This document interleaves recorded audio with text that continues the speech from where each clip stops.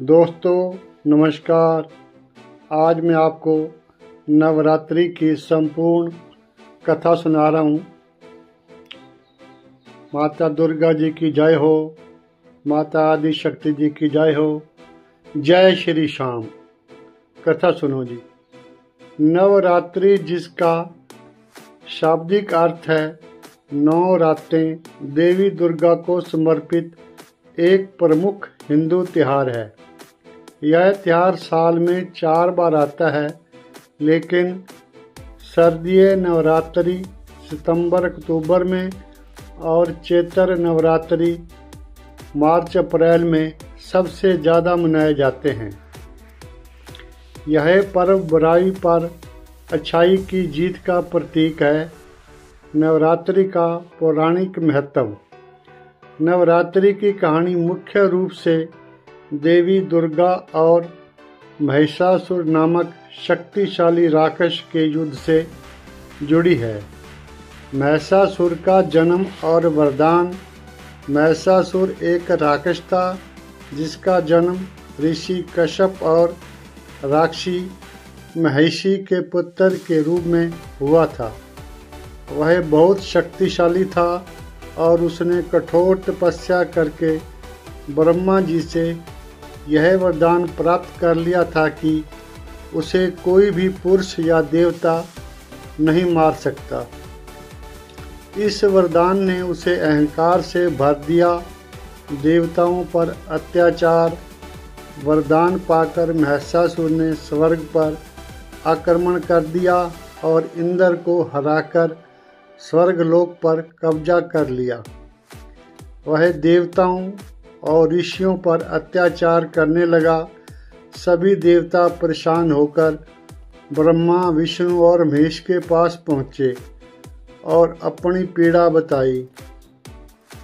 देवी दुर्गा का जन्म। देवताओं की पुकार सुनकर त्रिदेवों और अन्य देवताओं ने अपनी शक्तियों को एक साथ मिला दिया। इस संयुक्त ऊर्जा से एक अद्भुत देवी का जन्म हुआ, जो बहुत ही तेजस्वी और शक्तिशाली थी। उनका नाम दुर्गा रखा गया। सभी देवताओं ने उन्हें अपने अपने हथियार और शक्तियाँ दी।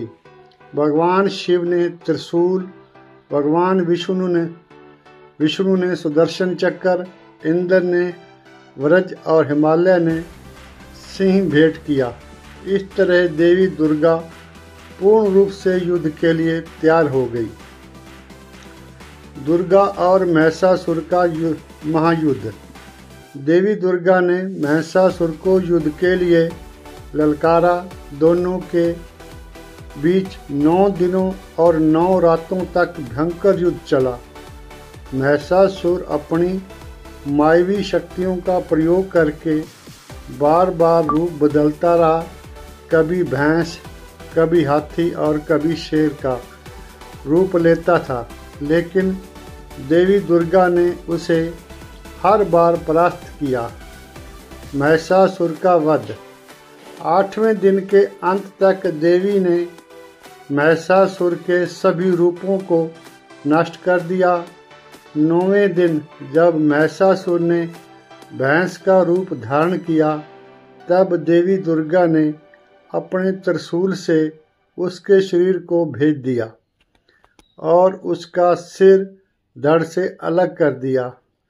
इस तरह देवी ने महिषासुर का वध करके देवताओं और पृथ्वी को उसके अत्याचारों से मुक्त कराया।